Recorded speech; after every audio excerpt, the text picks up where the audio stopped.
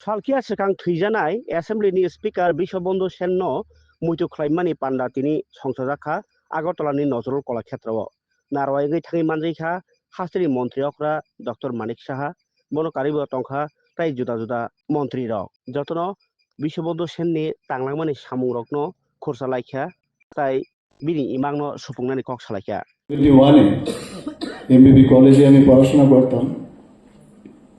তখন আমি সায়েন্স নিয়ে পড়তাম, ও আর্টস বা কমার্স এরকম কিছু একটা জায়গায় পড়তাম। প্রায় পরিচয় কথাবার্তা হতো। এর আগেও ধর্মনগরে যখনই আমি যেতাম বিভিন্ন কাজে, আমাদের ফ্যামিলিয়াল ওইখানে বিজনেস আছে, তো যেতাম যখন, মানে ওর সাথে একটা সবসময় একটা বার্তালাপ ছিল। জানতাম ওখানে ওদের একটা দোকান আছে, হোটেল আছে, যেটা বলা হলো। তো মাঝে মাঝে ওর সাথে গিয়ে দেখাও হতো একবার, বাস এতটুকুই।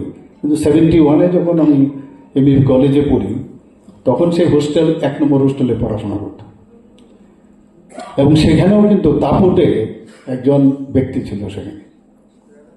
এবং আমরা কি করি, সাধারণ মানুষ আমরা চাই, কারণ এই সমাজে প্রায় কিছু ব্যক্তি আছে যারা সাপোর্ট সিস্টেম হিসেবে কাজ করে, আর মানুষ, সাধারণ মানুষ, আমাদের মতো সাধারণ মানুষ এই সাপোর্ট সিস্টেমের জন্য কিন্তু খুঁজতে থাকে যে কার কাছে সাপোর্ট, কোন একটা বিপদ আপদ ইত্যাদি একটা ভালো জিনিস।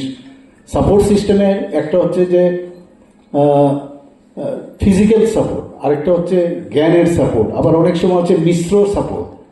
তো সব মিলিয়ে টিলিয়ে, আর তৎকালীন সময়ে 70-71 সনের যে অবস্থা ছিল, আমি জানি না এখানে অনেকের অভিজ্ঞতা, রতনদার তো আছেই, বলে উপায় নেই, রতনদাই ওনাকে নিয়ে এসছেন, বলছিলেন এই পলিটিক্সে।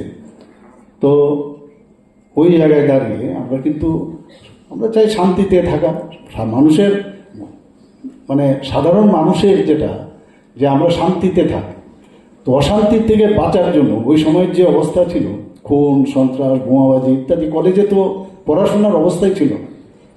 তো এর জন্য ও যখন মানে ওই 1 নম্বর হোস্টেলের নেতা হিসেবে কিন্তু সেখানে ছিল সে, তো এই কারণে একটু বন্ধুত্বও ছিল।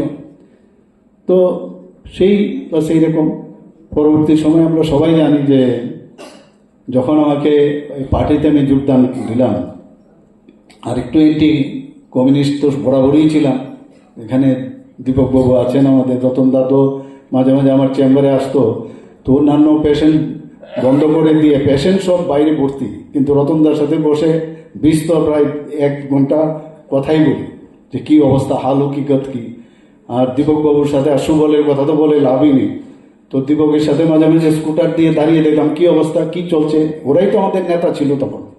আমি জিজ্ঞেস করতাম কী অবস্থা, হাল হকিকত কী, কবে সিপিএমকে হঠাবো, এইসব।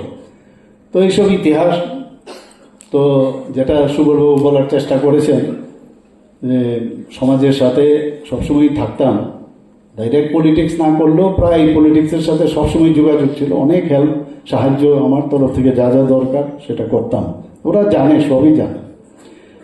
তো সেই জায়গায় দাঁড়িয়ে আজকে যখন ভারতীয় জনতা পার্টিতে আমি যোগ দেই, তখন আমাকে পণ্ডিত দীনদয়ালজির জন্মশতবার্ষিকী উপলক্ষে আমাকে ভাইস প্রেসিডেন্ট করা হয়, এবং প্রেসিডেন্ট করা হয় নীলমণি দেব মহোদয়কে। আমি গাড়িতে করে আমি যেতাম, আমার একটা আস্থা ছিল, ধর্মনগরে আমার দেওয়া হয়েছিল ডিউটি। আমি দেখতাম, মানে ও তখন এমএলএ, অলরেডি এমএলএ ছিলাম, তো আমি পাশেই বসতাম। ও নিজেও পরিচয় দিত আমার বন্ধুবর। আর আগরতলা থেকে যখনই আমরা বাইরে যাই, ওই সব জায়গার জনপ্রতিনিধি হোক বা যে কোনো লিডারই হোক, একটা বিশেষ কিন্তু ধরে নেয়। যেমন আমরা দিল্লি থেকে কেউ আসে, আমরা ধরে নিই he or she is representative of the higher authority.